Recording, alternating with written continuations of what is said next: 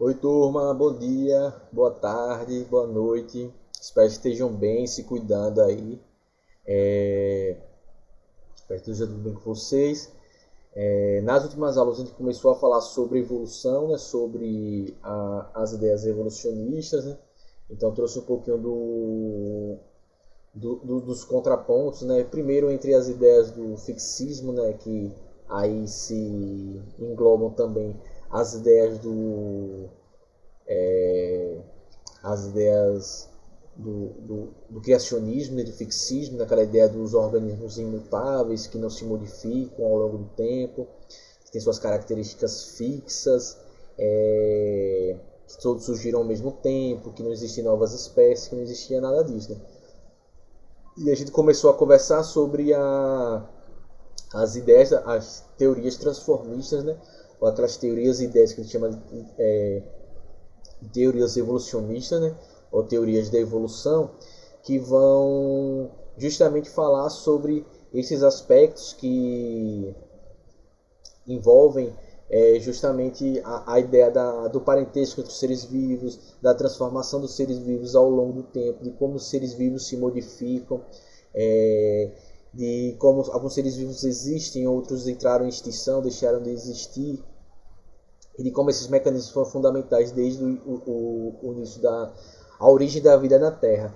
E essas ideias que a gente chama das ideias de evolução, né, elas tiveram como ponto inicial as ideias de Lamarck, apesar de que o Lamarck ele não entendia e não acreditava na extinção de espécies, né, ele não acreditava também no parentesco, na ancestralidade dos seres vivos, mas ele foi muito importante por ser o primeiro cientista a vir de forma mais organizada, defender que na realidade os seres vivos eles se modificam, eles se transformam, eles sofrem alterações ao longo do tempo. Né?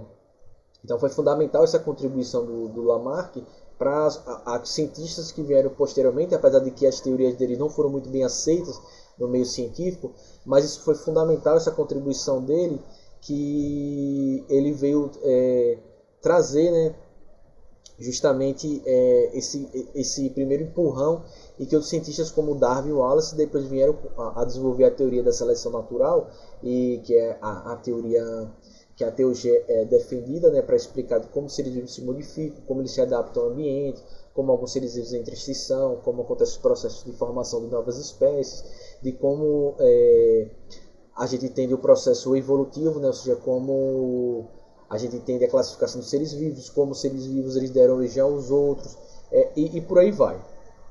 E aí na aula passada a gente falou sobre isso e falei também bastante na aula passada sobre as evidências da evolução, né? Aquelas evidências que reforçam de que a teoria da evolução é uma teoria que é bastante plausível, na verdade, e uma teoria que é uma das mais importantes teorias científicas que o ser humano já produziu até hoje. Né? E aí falamos dessas evidências, né? Como o registro fóssil, a datação geológica, né? A comparação fóssil, a comparação bioquímica, ou seja, as substâncias e moléculas que formam os corpos dos seres vivos, essa comparação bioquímica entre os seres vivos e perceber que seres vivos que são parecidos morfologicamente, ou seja, de sua forma, também eles têm características parecidas biomoleculares, ou organismos que são completamente diferentes, como bactérias e, sei lá, e mamíferos, e como eles compartilham algumas características bioquímicas e moleculares entre si, né? Então, que tudo isso evidencia essa ideia da evolução. Além disso, a gente também viu a comparação embriológica, né? Ou seja, a comparação dos organismos nos seus estados embriológicos. E aí mostrei lá dos cordados, né? Dos vertebrados, os principais vertebrados. E a gente viu lá que como eles são bastante parecidos, né? Nesse processo, né? Então, se você pega os estágios iniciais do embrião, por exemplo, dos peixes, anfíbios, répteis, aves e mamíferos, eles são praticamente indistinguíveis, né? Ou seja, a gente praticamente não consegue diferenciá-los ao observar a olho nu, mas que à medida que esses embriões vão se desenvolvendo, eles vão se diferenciando. Né? Então, isso, a comparação, a embriologia comparada, ou seja, a comparação de embrião, dos embriões dos seres vivos, remonta um pouco dessa história da evolução e reforça as ideias da evolução, da ancestralidade, do parentesco entre os seres vivos. E falei bastante também sobre a analogia e homologia dos órgãos, né? Aqueles órgãos que têm são morfologicamente idênticos ou parecidos, né? Tem as mesmas estruturas morfológicas, mas que têm funções distintas, né? Que são os órgãos homólogos, né? Como eu falei lá das mãos, dos membros superiores, né? De seres humanos, morcegos, cavalo, da baleia, né? Que acontece um processo de divergência evolutiva, né? Ou seja, aquela estrutura lá divergiu na evolução e formando características, estruturas adaptativas diferentes, né? E eu falei daqueles órgãos também, esses são os órgãos homólogos, né? E dos órgãos análogos, que são aqueles órgãos que eles apresentam a mesma função adaptativa, mas que eles têm estruturas morfológicas completamente distintas e origens evolutivas também completamente distintas, né? Como falei, por exemplo, da asa das aves, por exemplo, e a asa de alguns insetos que conseguem voar, né? Elas ambos servem para voar, mas elas são completamente distintas na morfologia, né? Então esses seriam órgãos análogos, que têm a morfologia, a forma completamente diferente, mas tem a mesma função. Isso acontece por um processo que a gente chamava de convergência adaptativa, ou seja, seres vivos que evoluíram de forma distintas, né? Elas convergiram para o mesmo tipo de adaptação, o mesmo tipo de meio. Esse é o processo de convergência adaptativa e também, ou seja, a convergência adaptativa, a divergência adaptativa e a homologia e a analogia dos órgãos são outras dentre várias evidências da evolução, né? Mas como eu falei para vocês, tiveram uma série de aspectos que o Darwin e o Wallace eles não conseguiram explicar na sua teoria da seleção natural, por exemplo, como os mecanismos que levam à diversidade biológica, como características podem surgir e desaparecer dos seres vivos, ou seja, como novas características adaptativas podem surgir e favorecer um determinado organismo ou um conjunto de organismos dentro de uma população. Eles não conseguiam explicar exatamente, eles compreendiam que esse mecanismo acontecia, mas eles não sabiam os fatores que levavam a que esses mecanismos e essas estruturas surgissem ao longo da história e do processo evolutivo das espécies, né? Isso era uma limitação de conhecimento da época mesmo, né? Isso só foi possível a partir do surgimento da genética, né? No início do século XX, a genética propriamente dita, né? A gente viu que o Mendel ele trazia suas contribuições bem antes disso, mas a genética, enquanto área científica e enquanto aprofundamento da compreensão do DNA, das divisões celulares e por aí vai, ela só surgiu lá no início do século XX, lá nos anos de 1905, mais ou menos por aí, né? E seu grande desenvolvimento nas primeiras décadas, né? Então, desse surgimento dos anos de 1900, né? Do século XX, né? E aí essas novas evidências da genética, elas permitiram a reinterpretação da teoria evolucionista de Darwin e do Wallace, né? À luz, né? Ou seja, a partir das descobertas sobre a hereditariedade. Então, quando os mecanismos e princípios da hereditariedade foram elucidados, né? Foram descobertos e começaram a ser explorados a partir daí, houve um processo de reinterpretação da teoria evolutiva. Não foi que ela foi alterada ou substituída.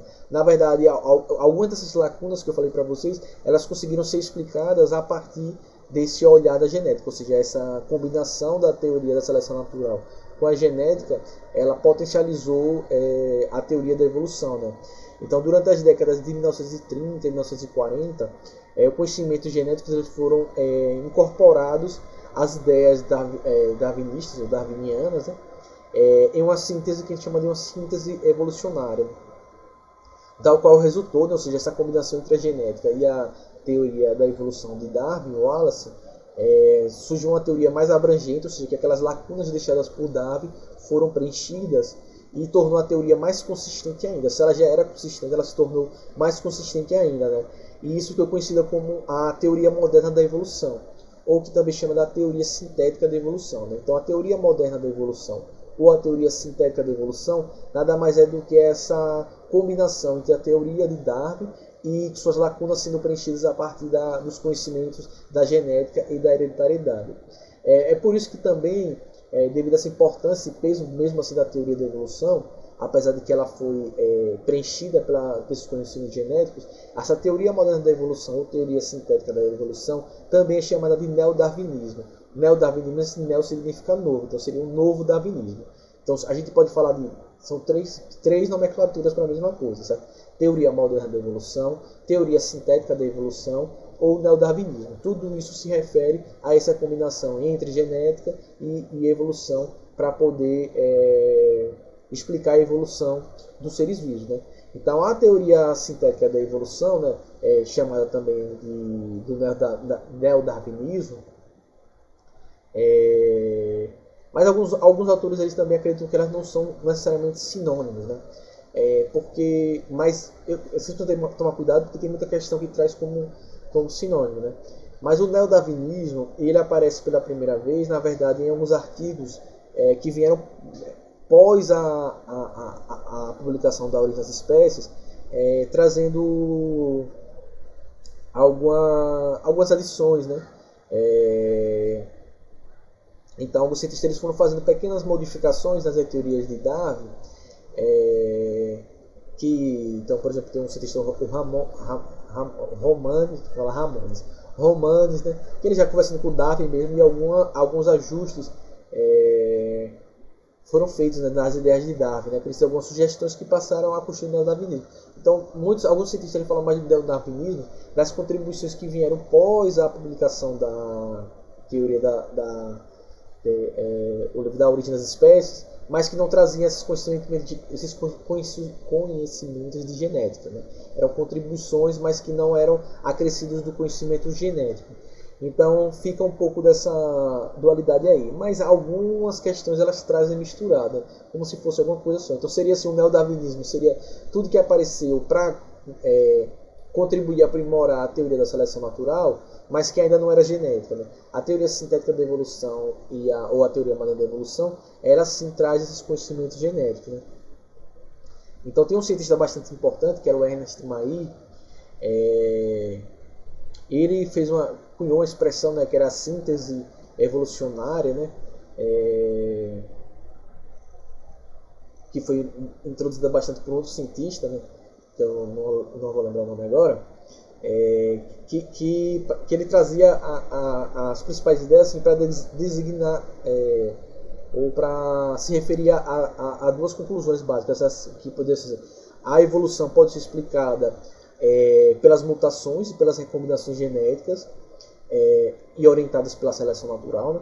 Ou seja, eles compreendiam que a mutação e as recombinações genéticas elas eram fundamentais na evolução, mas esses fatores eles eram orientados pela seleção natural. Então a seleção natural queria selecionar uma determinada recombinação genética ou gênica e uma mutação seria favorável ou não, mas aí eles buscavam. Então a teoria sintética da evolução ela trazia essas ideias de mutação e de recombinação gênica ou genética para poder explicar os processos de diversidade biológica, por exemplo, né? E outro ponto importante também, né, que eles traziam o fenômeno da evolução. Eles acreditavam que poderia ser explicado de maneira bastante consistente, né, com base nos mecanismos genéticos conhecidos, né? Então eles acreditavam que os conhecimentos genéticos conhecidos eles poderiam explicar os fenômenos evolutivos, né? Então a teoria moderna da evolução ela incorpora o conceito de seleção natural como central, né, do darwinismo. Então ela pega esse conceito de seleção natural como algo central e as explicações genéticas para a origem da diversidade de características que foram surgindo na população. Ou seja, aquilo que o Darwin não conseguia explicar de como surgiam diferenças entre os indivíduos, como aumentava a diversidade, como surgiam novas características, vai ser explicado pela genética, né? Principalmente pelas ideias da mutação e da recombinação genética, né? Então essa seria essa combinação. Então como eu falei para você nas aulas passadas, o Darwin ele não dispunha, ou seja, ele não tinha essas explicações consistentes, né, para a origem da diversidade, porque na época dele os princípios da genética ainda não haviam sido estabelecidos, né? Isso vai acontecer coisa de mais ou menos 50 anos depois que ele publicou A Origem das Espécies, né? Isso acabou, né, por expor na época a muitas críticas à teoria dele, e ele não podia responder adequadamente porque ele não conhecia isso. Mas não era que ele estava errado, né? Ele estava certo, mas ele não tinha o conhecimento para explicar aquilo que ele defendia teoricamente, né? Mas com o advento da genética, aquilo pôde sim ser explicado. E mesmo depois do surgimento da genética, né, demorou bastante. Então a genética surgiu lá no início do século passado, 1905, 1908 mais ou menos, mas ainda demorou algumas décadas para que esse conhecimento produzido nessa área fosse adequadamente incorporado às ideias evolucionistas, né? Então isso só foi acontecer mais ou menos 30, 40 anos depois, né? Na década de 30 e 40, que teve alguns cientistas, né, como o Dobzhansky, o Ernest May, que eu falei há pouco, né, o George Simpson e o George Stebs, que foram vários cientistas que conseguiram sim explicar, unir a genética e tapar essas lacunas da teoria da evolução, né? Então a teoria moderna da evolução, ela considera 3 fatores evolutivos principais, certo? Que vão contribuir para esse surgimento de características de diversidade, né? Que são as mutações gênicas, que é a recombinação gênica e a seleção natural. Então a teoria moderna da evolução, né? Então para o Darwin ele só conhecia a seleção natural, e a teoria moderna da evolução entrou com esses 2 fatores, né? A mutação gênica e a recombinação gênica, né? Então a recombinação gênica e a mutação gênica são responsáveis pela origem de variações hereditárias, né? Ou seja, de variações de características que vão ser herdadas. Então, novos alelos podem surgir, originados por mutação, e novas recombinações originadas por combinação de alelos que já existem, garante que os indivíduos de cada espécie, com a reprodução sexuada, obviamente, porque a sexuada ela vai gerar clones, né? Sejam geneticamente variados em cada geração, né? Então essa diferença genética entre os indivíduos de uma mesma população, que é o que a gente chama de variabilidade genética, que a gente já estudou lá atrás, ou diversidade gênica, ou diversidade genética, é gerada por mutações e por recombinações genéticas ao longo da história da evolução das espécies, né? Então, por recombinações a cada geração, né? Sendo a matéria-prima sobre onde a seleção natural atua, né? Então essas novas alelos podem surgir por mutações, essas novas características podem surgir por mutações ou recombinações genéticas, e a seleção natural atua sobre isso. Se surge uma característica adaptativa positiva, a seleção natural vai selecionar aqueles organismos, eles vão ter se reproduzir mais, né? E a partir daí gerar novas características. E enquanto que se forem características negativas, não adaptativas, elas vão ser eliminadas pela seleção natural, certo? E como é que surgem então o que são essas mutações gênicas, né? Então as mutações elas são alterações, como a gente já viu, né? São alterações no código genético, ou seja, nas bases nitrogenadas, como está vendo aí, CTC, né? Citosina, timina, guanina, adenina, né? Então, se você tem alterações no código das bases nitrogenadas do DNA, que podem surgir novos alelos, e esses novos alelos eles podem produzir novas características nos portadores da mutação. Então, a característica produzida por um alelo mutante pode conferir alguma vantagem ao seu possuidor, né? Ou seja, alguma característica nova que seja importante, e nesse caso, esse novo alelo surgido tende a ser preservado pela seleção natural. E o inverso, se surge uma característica negativa, ela tende a ser eliminada pela seleção natural, né? Então, o conjunto de genes típicos de cada espécie que existe é resultado do acúmulo, né, das mutações vantajosas que vêm ocorrendo e vêm sendo perpetuado pela ação da seleção natural durante os bilhões de anos da evolução biológica. Então, toda característica nova, positiva que foi surgindo, então a gente é um acúmulo dessas novas características que foram sendo preservadas de forma gradual, aos poucos, né? Durante a evolução biológica, né? Então, muitas das mutações vantajosas possíveis que já foram selecionadas e explicam por que a maioria das mutações que ocorrem hoje em dia é deletéria, né? Isso é o que é desvantajosa, né? Aos possuidores dessa mutação, que tende a ser eliminada pela seleção natural, né? Então, muitas das características que a gente tem foram características que surgiram a partir de processos mutacionais e que geraram características vantajosas nos nossos antepassados, que foram sendo preservadas, e a partir daí foi surgindo a diversidade, né? Então, como é que ocorrem essas mutações gênicas, né? Então, as mutações gênicas elas podem ocorrer de forma espontânea, né? Em decorrência da própria dinâmica das moléculas orgânicas do DNA, né? Ou podem ser induzidas por agentes externos, né? Como radiações e outras substâncias que podem levar a alterações de matéria genética, né? Uma das causas das mutações espontâneas, ou seja, que acontecem de forma espontânea e aleatória no nosso corpo, é a transformação temporária de uma base nitrogenada em outra. É um fenômeno que ele chama de tautomia. Tautomeria. A tautomeria ele pode acontecer quando você pode ter erros na multiplicação do DNA. Então, a célula está fazendo o processo de divisão celular, vai multiplicar o DNA e ela pode causar nesse processo pode ter alguma alteração de alguma base nitrogenada. Então, por exemplo, se sabe bastante que a citosina é uma cadeia de DNA, pode sofrer perda, né, espontânea de um grupo amina, né, que forma a sua estrutura, e virar uma outra que é a uracila. Se isso ocorrer exatamente no momento da duplicação do DNA, a citosina alterada, que agora se comporta como uma uracila, ou seja, como uma base nitrogenada vira outra, ela vai se reemparelhar, né? Porque se lembra lá que A só se liga com T e C com G. Se você altera um desses, ele vai reemparelhar a molécula do DNA. Então esse reemparelhamento ele vai fazer um reordenamento de alelos e pode até fazer o surgimento de novos alelos, alterando assim a molécula originada inicialmente. Então essa substituição de um par de base nitrogenada no DNA para o outro, então como vocês podem ver na imagenzinha, a gente tinha lá um T e o A que se alterou para um A e o U, né? No caso do código de antes, modificação para formar as hemácias, e o que a gente chama de anemia falciforme, que é essa anemia que a hemácia da pessoa fica tronchinha, assim, na forma de foice. As pessoas que têm anemia falciforme é causada por uma mutação genética, né?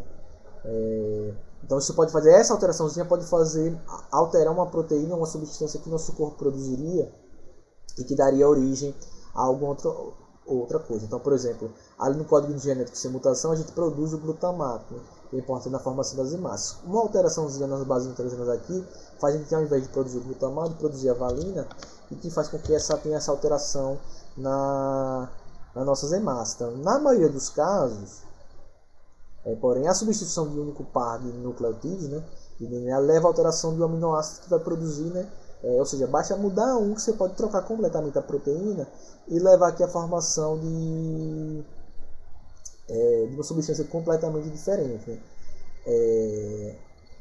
só por a troca de uma base nitrogenada. Então você veja aqui como é muito específico, o DNA da gente é muito específico. Você mudar uma coisinha, você pode produzir uma coisa completamente diferente que pode levar a uma outra consequência, que pode ser positiva ou negativa. No caso da anemia falciforme, para as pessoas que vivem, as populações africanas que têm muita presença de pessoas com anemia falciforme, é muito importante porque torna elas resistentes ao plasmódio que causa a malária. Então, como essa hemáciazinha assim na forma de foice, ele não consegue invadir a hemácia e se reproduzir. Então, essas pessoas são imunes à malária, né? Então, esses locais lá que tem muita nos países africanos, principalmente na região equatorial, né, que tem as florestas tropicais, essas pessoas são imunes e não pegam malária e não morrem. As pessoas que não têm essa mutação, que não têm anemia falciforme, morrem, né? Pode morrer, porque a malária pode levar à morte, né? Então, isso é uma vantagem evolutiva para essas pessoas lá que vivem nesses locais que a malária é endêmica. Eles são imunes a malárias por causa dessa mutação que eles têm ali, né? Além da substituição de pares de nucleotídeos, o DNA também pode ocorrer mutações por perda ou adição de um ou mais pares de nucleotídeos. Então aqui eu trouxe o exemplo de um nucleotídeo que vira outro, mas você pode ter, o DNA ele pode perder um par desses nucleotídeos ou ele pode ganhar novos pares, né? Essas mutações são muito mais drásticas, né, do que a substituição de um único par, obviamente, né, porque se você perde uma parte ou ganha uma parte,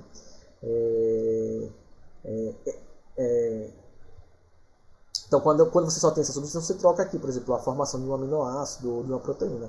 Quando você tem uma adição de um novo trecho de DNA ou da perda, né, ele altera bastante essa composição, né? Então a gente tem um outro casozinho aqui que é...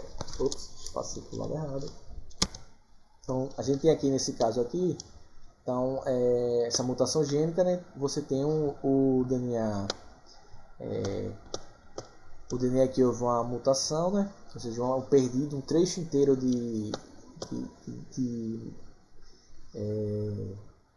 DNA pode ser perdido, né? Então a perda de uma, aqui você tem o DNA original, então aqui no trecho aqui nesse centro tem o DNA original, né? Você pode ter a perda desse DNA original, que veja que ele já troca a ordem veja aí a ordem dos aminoácidos, metionina, lá, ti, veja que a perda de um par nitrogenado pode fazer com que forme uma proteína mutante completamente diferente, ou a adição de um par de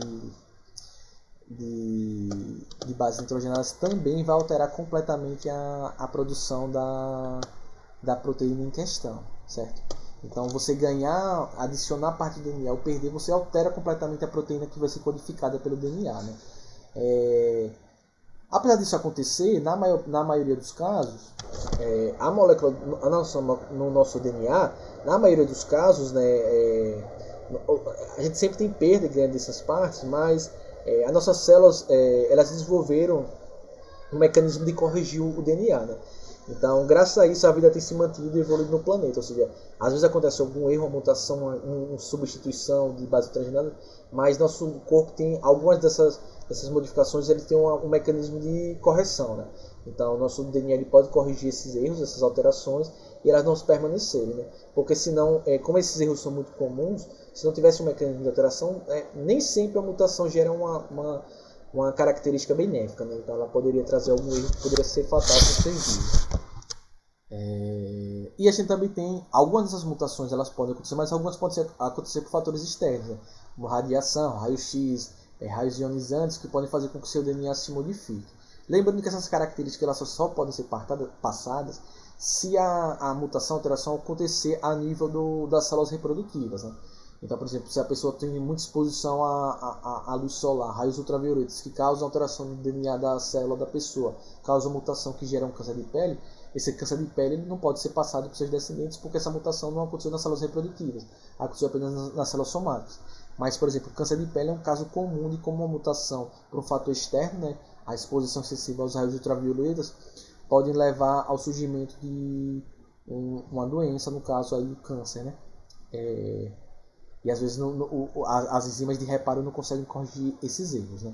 Outro fator que também é bastante importante, que a gente estudou, é o processo de recombinação gênica, né? Ou o processo que a gente chama de crossing over na meiose, que a gente já estudou também aqui. Então, então a gente tem os cromossomos homólogos lá durante o alinhamento dos cromossomos, lá na meiose 1. Então a gente vai ter lá o cromossomo que a gente herdou da nossa mãe, ou do nosso pai, vamos supor o vermelho da nossa mãe e o azul do nosso pai. E num determinado momento da profase 1 na meiose, a gente vai ter o processo de recombinação, ou seja, a quebra dessas estruturas do DNA, dos cromossomos, e o reemparelhamento. Então o azul do nosso pai ficou com um pedacinho da nossa mãe, e o da nossa mãe ficou com um pedaço do nosso pai. Então esse processo na formação dos nossos gametos. Então o crossing over, ou a permutação, a recombinação gênica, também é outro fator bastante importante para o surgimento de novas características e para o aumento da variabilidade genética nos indivíduos.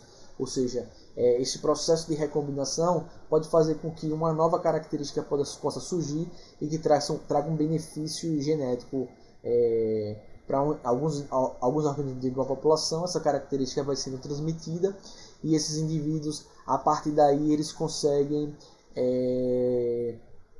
por assim dizer, eles conseguem características adaptativas positivas e que possibilita que eles consigam ter um sucesso na seleção natural e com isso eles consigam permanecer no processo evolutivo. Da mesma forma que também pode ser que surjam características negativas. Então, tanto as mutações por fatores externos ou internos, como os crossing overs, a permutação, a recombinação genética, são fatores que foram incorporados à teoria da evolução, na teoria moderna da evolução, para poder buscar explicar como a diversidade pode surgir, como é que uma característica pode existir em alguns indivíduos da população e não em outros, e como isso pode favorecer ou como isso pode trazer algum prejuízo para esses indivíduos, né? Então, essa importância das mutações da recombinação genética é que tornou de vez a teoria da evolução, preencheu essas lacunas da teoria da evolução, né, que o Darwin não conseguia explicar na época, né, de como surgia a diversidade, os fatores que levavam à biodiversidade, os fatores que levavam ao surgimento de características adaptativas ou desaparecimento de características negativas, certo? Então tá aí um pouco da teoria moderna da evolução. Na próxima aula a gente conversa um pouco sobre os tipos de seleção natural e adaptação, certo? Então fiquem bem, se cuidem. Qualquer dúvida, gente, que vocês tiverem, vocês podem entrar em contato comigo pelo Instagram, pelo meu e-mail ou pelo e-mail da plataforma lá. Quando vocês vão entrar nas aulas, vocês podem acessar para tirar suas dúvidas, certo, gente? Então fiquem bem, se cuidem e a gente se vê na próxima aula. Tchau!